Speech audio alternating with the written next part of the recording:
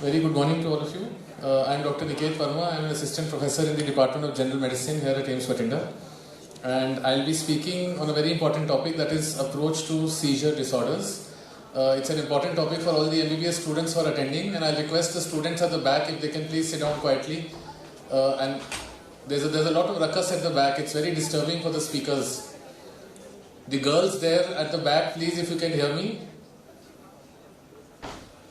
either attend the lecture or please sit outside. So it's a very important topic, approach to seizure disorders. And as a point of first contact, when you're working in the emergency or you're working in the ward or you're in the OPD, a patient comes to you with a history which is suggestive of something remotely similar to what seizures are. As medical students or as interns or as postgraduate students or even as consultants, you should be able to manage the patient, or you should actually understand what is the approach to such a patient. In your MBBS training, we consistently keep emphasizing on the word approach. You are not expected to tell us the exact diagnosis or the exact treatment of many things. But, how do you approach a patient who comes to you with a history which suggests that he or she has had an episode of seizure? So what exactly do we mean by the term seizure? It comes from the Latin word sessare, which means to take possession of, and what it actually means is transient occurrence of signs or symptoms due to abnormal, excessive or synchronous neuronal activity in the brain. So this is the literal definition of the word seizure. Now, depending on the distribution of discharges, this activity can have various manifestations, from a very dramatic convulsive activity to something which may not even, as a layman, you may not even know that a seizure has happened. So the entire spectrum presents as seizures. Now, how do you differentiate this from epilepsy? Epilepsy is a clinical phenomenon, remember. It's not a single disease entity, and it describes a condition in which the person has a risk of recurrent seizures due to a chronic underlying process. So the words are very important. There is a risk of recurrent seizures, and it is due to a chronic underlying process. Now, classification of seizures, we'll not go into the detail of this, but the very broad classification is between focal and generalized. So focal is focused or limited to one part of the brain, localized to one hemisphere, whereas when we talk of generalized, the nerves, the nervous excitation or the nervous activation is spreading from one side to the other side, so both the cortices are involved. Now, a fundamental principle, like I told you, focal seizures originate in a network that is limited to a particular region, one side of the brain, whereas when we talk of generalized seizures, they arise and then they rapidly engage networks across both the cerebral hemispheres. Focal seizures are often associated with structural abnormalities of the brain, whereas in contrast, when you talk of generalized seizure disorder, it may result from cellular, biochemical or even structural abnormalities, and therefore it has a more widespread association. So the crux of the topic today, how do you approach seizures? Remember, all of you sitting in this hall, all of us in fact, we all are predisposed to having seizures, all of us. So that is the entire concept of having a seizure threshold. किसी भी बीमारी का, किसी भी syndrome, किसी भी condition का threshold होना मतलब everyone has the risk of moving ahead on the threshold, like the Honorable Health Minister also mentioned earlier. It's very similar to the American system or the credit system that sir was mentioning. As you move up in the credits, your threshold will keep falling and you are at higher risk for having seizures.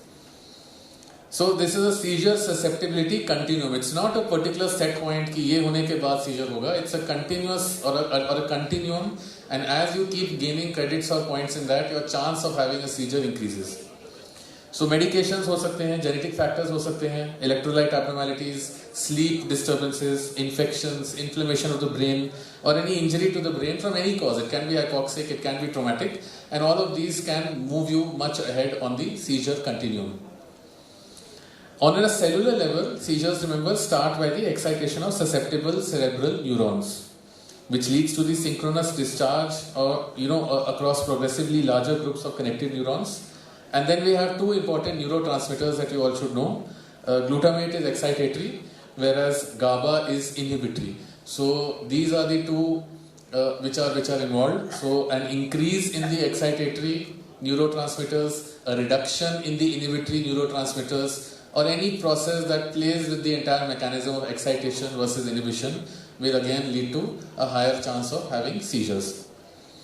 So this imbalance we all discussed between excess excitation and decreased inhibition initiates the abnormal electrical activity, and these electrical paroxysmal depolarization shifts or PDS as we call it seems to trigger epileptiform activity. Now the part of the brain that is affected often reflects the clinical signs or the symptoms of the seizure that the patient will report to you. So when a patient presents shortly after a seizure episode, the first priority or your first priority should be checking for the vital signs, should be checking for respiratory and cardiovascular support if it is required, and the treatment of seizures if they resume. आपके पास mostly patient seizure की history बताते हैं कि ऐसा हुआ था. It's very rare that you'll see a patient presenting to you during the episode. That may happen with a classmate, or that may happen, just in an airport or a railway station, but generally not presenting with a seizure in the OPD. So life-threatening conditions such as CNS infections, metabolic derangement, drug toxicity, please recognize this. You all have classes on these topics and manage these conditions appropriately. When the patient is not acutely ill, so the patient is absolutely okay, talking normally, conscious, well-oriented, in that case the evaluation is basically focused on whether or not there was any history of seizures earlier. पहली बार हुआ है, पहले से होता आ रहा है, बचपन से होता आ रहा है, adult life में शुरू हुआ है. This is the history. We'll talk about this ahead. So if this is the first seizure, and this is very important, if this is the first episode of something that sounds like a seizure to you or looks like a seizure to you, first establish whether the episode is actually a seizure and not any other paroxysmal event. और वो events क्या होते हैं हम उसकी बात करेंगे. Then determine the cause of seizure by identifying the risk factors and the precipitating causes. And finally decide whether anti-seizure drug therapy is required in addition to treatment of the underlying disease. So these are the three things you have to keep in mind when a patient presents to you and they give a history of only one episode. So if a patient has prior seizures or has a known history of having seizures from many years past, then the evaluation has to be directed towards identifying the cause. ये बार-बार seizure क्यों हो रहा है? पहले भी हुआ है, दोबारा हो रहा है. Did you take any treatment for this? Why is this happening? So you have to focus towards that. And you have to determine the adequacy of the patient's current therapy. So many patients will tell you, हम village में doctor के पास गए, हम local अपने CHC, PHC में गए और district hospital गए, wherever, or a private doctor, and this was the drug, this is the पत्ता that doctor साहब gave us. लेकिन इसके बाद भी another episode happened. या बीच में 6-7 महीने 1 साल का time निकल गया, and then a new episode has happened. So is your treatment or is the treatment which the patient is consuming, is it adequate or does it require certain changes? So if you open your Harrison's, if you ever open this chapter on seizures, this is the table that you will find which details the approach to a patient. I'll not go into the details right now. But when you have an adult patient with a seizure, this is the very, very broad outline of the approach. So you take the history, you do the physical examination, you exclude other paroxysmal events, most importantly a syncope, a transient ischemic attack or a TIA, acute psychosis, something known as psychogenic seizures which are not epileptic, we'll talk about that also, and any other causes of episodic cerebral dysfunction. Then you take the history of epilepsy, whether there is any history present, yes or no. If there is no history, there are certain lab investigations that you will be doing. If there is a history, then you have to assess the adequacy of the treatment the patient is already taking and consider the usual laboratory investigations. So we'll talk about that. Now the goal, your first goal when a patient has come to you, what is the goal of the patient, of you as a treating physician to determine whether the event was truly a seizure. ये हमने पहली बात करी है, ये सच में seizure है या नहीं, yes or no. That requires a very in-depth history taking. So what do you ask the patient in that? Because in many cases, the diagnosis of seizure is based solely on clinical grounds, like I told you. Patient की history पे, आपकी clinical examination पे based होगा 90% times the diagnosis. Patient आपके सामने आके seizure episode करके नहीं दिखा सकता है. बहुत कम ऐसे पेशेंट्स होंगे who will have a video record of the event. There are certain patients who will say that we have a video record. मेरे किसी brother sister ने या wife या husband ने या parent ने किसी ने भी इस चीज़ की video recording करी है. They'll be able to actually show you what happened. Now sudden alteration in consciousness is associated with these sorts of movements. They're there on the screen in front of you. So if you have a generalized tonic-clonic seizure, which is what you usually associate a seizure with, the patient will go through these 3 phases of having a tonic phase and then a clonic phase and then a post-ictal confusional fatigue. So the convulsion typically has stiffening of the entire body or a tonic phase followed by rhythmic clonic movements, and this is followed by a post-ictal confusional fatigue status.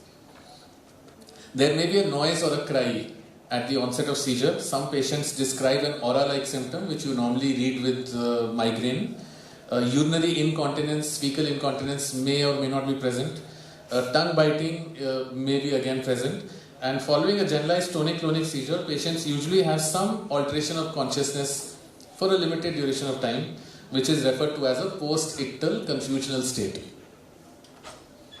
Interview the witnesses. So, like I said, many times the patient may not be able to describe what happened. They will only say कि बेहोशी हो गई, बेहोश होके उठे, भूल गए थे recent थोड़ा पिछले 15-20 आधे पौने घंटे में क्या हुआ है, and then I'm back to normal. So in that case, ask the people who have seen the event. Or if you are able to see the video, please see it carefully. Because seizures frequently occur out of the hospital, the patient may be unaware of the immediate duration of seizure or the post-ictal phase. And also train once you are interviewing the people who are standing near the patient, train them. This is a very important strategy and very important for final year students if they are here. It's the 3S technique, or the 3S approach. Stay, safe and side. So stay with the person unless and until the patient is awake and fully alert after the seizure. Check for the ID. Keep a duration of the time of the seizure and remain calm. There's nothing to worry. So train the family members. There's nothing to worry. Keep the person safe. That's the second S. Move and guide them away from harm. Loosen any tight clothing. Do not put anything inside their mouth. And finally, turn the person onto their side. So recovery position is something which you all probably have learnt by now, how to place a patient in recovery. Keep the airway clear and put something small or soft under the head and wait for the seizure episode to pass away. Alright, so there's nothing to be scared of. There's nothing much to be done during the episode. Now, check for any predispository causes such as history of any febrile seizure, family history of seizure, any history of aura, absence event or a brief seizure earlier. Certain factors such as prior head trauma or a head injury, stroke, tumor, a CNS infection, all of these also have to be identified. So this is the history you should take for precipitating factors or risk factors. So injury to the brain which is traumatic/hypoxic, sleep deprivation, disturbed sleep, systemic illnesses, certain electrolyte and metabolic derangements such as hyponatremia, hypoglycemia. Drugs that lower the seizure threshold, they are there on the screen such as bupropion, theophylline, certain antibiotics such as cephalosporins, isoniazid and also volatile anesthetics. Finally, alcohol, illicit drug abuse and exposure to flashing lights, neon lights, strobe lights, that history should also be, that can also precipitate an event. बच्चों में खास करके it is very difficult to diagnose seizures. Parents may not be able to exactly describe what happened. The presentation may not be similar to an adult. Confused speech, muscle contraction, aimless wandering here and there, as if they are not oriented to surrounding, just walking, blank staring at the walls or at certain people for some time, chewing continuously even despite, there being no food in the mouth. So these may be certain telltale signs. A careful assessment of developmental milestones is required. Those who take up post-graduation in pediatrics will learn in more detail about this. Search for signs of any infection, any systemic illness, search for any dermatological illness, do a careful dermat investigation, any finding of organomegaly that can indicate a storage disease, that should also be searched for. Limb asymmetry may provide a clue for brain injury which happened earlier in development, any sign of head trauma, any use of alcohol, illicit drugs, and auscultation of the heart and carotid arteries must be done to identify an abnormality that predisposes to a TIA or a CVA. So this brings us to a very important aspect, that is a detailed neurological examination. So you have to do a very thorough detailed examination. I will not go into details here. Elicit signs of cerebral disease, assess the mental status very carefully, test for visual field effects, test for the motor and sensory function, and do a cortical sensory testing. So all these have to be done. Please read about these. Then we come to the next obvious step, that is lab investigations. So routine blood studies which help you identify common metabolic causes, a toxin screening, very important if you suspect a patient to be at risk of poisoning, a lumbar puncture if you suspect meningitis, compulsory in patients who are positive for HIV, and test for autoantibodies if you are suspecting psychiatric or cognitive disturbance or if you are assessing for them. Then we come to electrophysiological studies, which is your EEG, electroencephalogram. All patients who have a possible seizure disorder should be evaluated with an EEG as soon as possible. The presence of certain specific activities that you see in the EEG can actually be very diagnostic. But remember, this is not specific, not sensitive. So EEG में changes होना 100% नहीं बताता है कि seizure definitely होगा, और EEG normal होना 100% exclude नहीं करता है कि seizure था या नहीं था. So it is not confirmatory in any sense, but there are certain waveforms like your spike and wave patterns that give a very definitive clue that the underlying activity is due to a seizure. Again, EEG during the seizure event very difficult to do. आजकल हमारे पास हैं ambulatory EEG recordings भी हैं, video EEG recordings भी हैं, जहाँ patient की video recording भी करी जाती है, so that you can actually see कि जब वेव पैटर्न ऐसा हुआ तो पेशेंट कैसे बिहेव कर रहा था. So it's a very important clue in that sense. So activating procedures can also be undertaken when the EEG is recorded to provoke certain abnormalities. So hyperventilation can be ordered, or sleep deprivation on the night prior to recording. Otherwise, video EEG recording or ambulatory EEG. Just like you have an ambulatory ECG, you have ambulatory EEG as well. 24 घंटे का पूरा record बताता है. Then you have something called as a magnetoencephalography. It measures the small magnetic fields that are generated by our brain cortices, and this epileptiform activity can be analyzed. It can also be added to the anatomical image of the brain, and you have something called as a magnetic source image, and this is very useful to localize the focus of the potential seizure. Then you have a very important investigation, and that is brain imaging. So any new onset seizure or something in which you are suspecting an underlying structural abnormality, you must order brain investigation, brain imaging, and that is an MRI or a CT. We'll talk about the pros and cons of both. The only exception being children who are presenting with an unambiguous history and the examination suggests a very benign or a very generalized seizure such as an absence epilepsy. MRI, remember, is superior to a CT scan for the detection of cerebral lesions, and MRI can identify lesions such as tumors and vascular malformations. Newer MRI techniques such as 3-dimensional structural imaging are there, and this can provide an explanation for the patient's seizures and whether you require a surgical resection or you require to continue with the anti-seizure medications gives an important clue regarding that. Suspected CNS infections, suspected lesions, in case MRI is not available, go in for a CT scan. Then you also have things known as PET scan, you all know the full form, positron emission tomography, or a SPECT scan, single photon emission computerized tomography.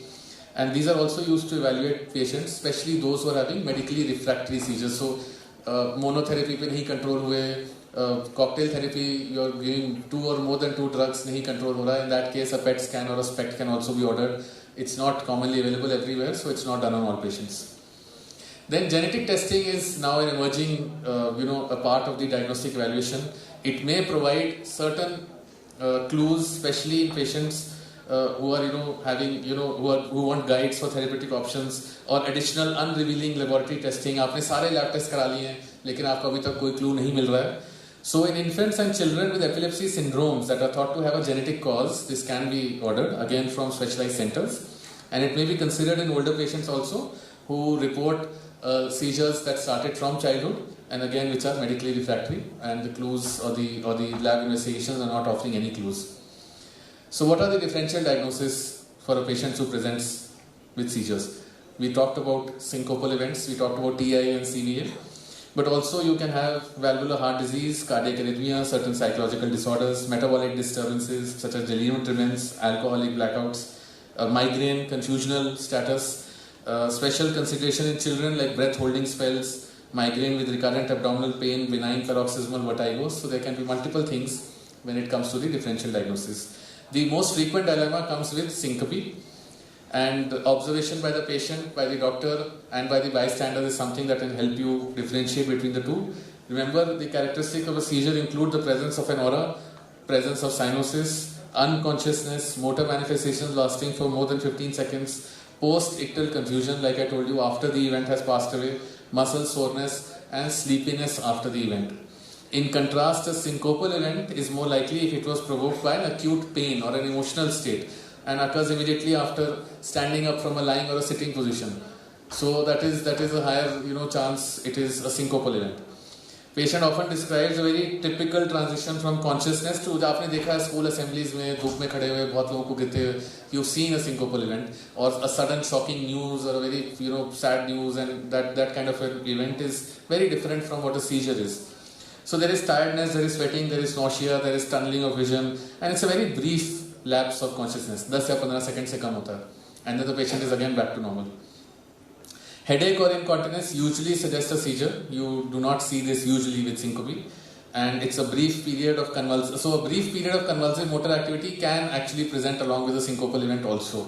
So in that case, it is very difficult to differentiate between the two, especially if you're talking about focal seizures vis-a-vis syncope. The difference is, the difference is very slight, and it's for the untrained person very difficult to tell between the two.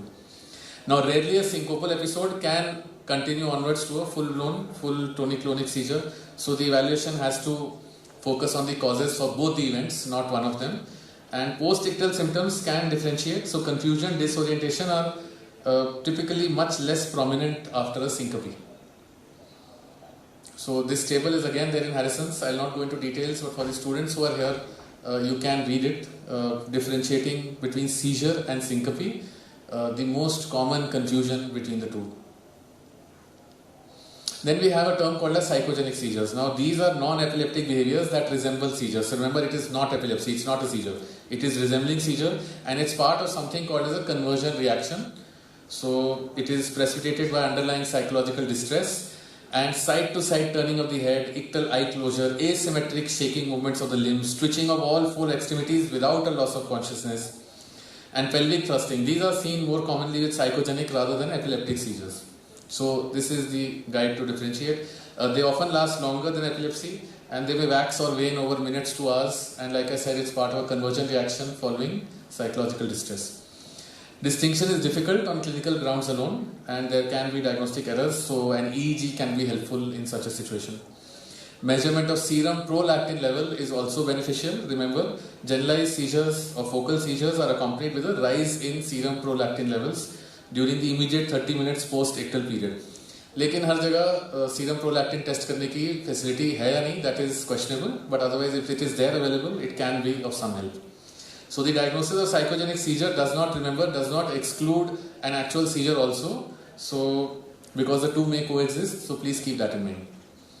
Now comorbidities, again important part of the approach. What are the other comorbidities? So adverse effects go beyond clinical seizures, remember. Many people feel completely normal between these seizure episodes and live very successful, very productive lives. But a significant portion of patients also suffer from cognitive dysfunction, including psychiatric disease. It's very stressful for the patient. Patients are very scared. There's a lot of fear. It can happen in public. It can happen while doing any important work, dangerous work, driving. So in that case, it leads to a lot of psychological effects on the patients as well. Patients can have impaired cognitive functions. There can be frequent abnormalities on the EEG, and especially patients who are having seizures from the temporal lobe, they can have progressive impairment of short-term memory as well. Now psychiatric problems, remember, they can be depression, anxiety and psychosis, and the risk factors are obviously frequency and severity of seizures, and also how you counsel them or how you treat the patient when they first approach you. The more you scare the patient, the more the chance or the higher the chance for them to have some depressive symptoms later on in life. Now depression occurs in about 20% roughly, 20% patients with seizure, and incidence of suicide is higher in patients with epilepsy than in the general population. So it has to be very carefully managed, very carefully approached through counseling, through medication. Anxiety can be a symptom of seizure. Anxious or psychotic behavior can occur during post-ictal delirium as well. So please be on the lookout for any symptom that can suggest underlying anxiety, underlying depression, and be very compassionate, be very sympathetic towards such patients. They need your compassion, they need your understanding more than medical treatment. Mortality, remember, in patients with epilepsy is 2 to 3 times greater than similarly matched population that does not have this condition, and it is mostly due to the underlying etiology of the seizure or of the epilepsy. तो अगर आपकी ये condition किसी underlying tumor या किसी underlying metabolic derangement या किसी underlying systemic illness की वजह से है, that is the main cause of mortality, not the seizure per se. accidents, status epilepticus, which is beyond the scope of today's lecture, and there is a syndrome, just remember the name, it's called sudden unexpected death in epilepsy, SUDEP. So a lot of work is being done in this field in the world of neurology. It usually affects the younger population who are having convulsive seizures and tends to occur at night. Again, the cause is unknown. So they can also be important causes for mortality in patients who are having seizures. Psychosocial issues, remember there is a cultural stigma associated with the disease, although it is slowly declining, and many people harbor a fear of long-term treatment or dying because of the seizure per se. So there is a need to educate these patients and their family members. I spoke about employment, we spoke about driving and other day-to-day activities. There is a lot of effect on that. You have to stop the person from doing anything that can be harmful to the person, to the patient, as well as to society. So loss of driving privileges is one of the most disruptive social consequences of epilepsy. That has to be stopped unless and until the seizures are controlled for a long duration of time, and even after withdrawal of treatment there is no reversal in seizure activity. So it's your responsibility as the treating physician to warn the patient of the dangers to their lives and to the lives of their loved ones as well as to the general population. Patients with incompletely controlled seizures are at a risk of being in situation where major injury or death can occur. You should make them aware that they should always have a card which has all their medical details, and so that is helpful to the first responders. So avoid working at heights, avoid driving, avoid working with dangerous machinery, or have someone close by if you're going for a swim or if you're going for a bath. Never lock the doors of the washroom from inside. In case an episode happens, people will not be able to come and help you. Treatment, I'll not go into details. It's a pharmacological treatment. When we talk about treatment, it includes multiple things. Treatment of the underlying condition that cause or contribute to the seizures. We've talked about all those underlying conditions. Avoid the precipitating factors. We spoke about the factors earlier. Suppression of recurrent seizures by prophylactic therapy. So you have to start anti-seizure medications. And addressing the psychological or the social issues that we've spoken about just now. So the mainstay for treatment is anti-seizure medications. नाम आपको पता है बहुत सारे हैं. The goal is to completely prevent seizures without causing any side effects, any untoward side effects, and preferably with a single. If not, then with 2 drugs. They should be started in any patient who is having recurrent seizures of unknown etiology and the known cause cannot be reversed. And these are the common names: phenytoin, valproic acid, carbamazepine, phenobarbital, ethosuximide. You've read, most of the students here, I'm sure you've heard about these or read about these in pharmacology. So you have a table again in Harrison's about first line, second line treatment for generalized onset, focal, absence and atypical seizures. So there are drugs like lamotrigine and ethosuximide and topiramate and valproic acid and phenytoin, levetiracetam. They're all being commonly used. We'll not go into the pros and cons of each currently.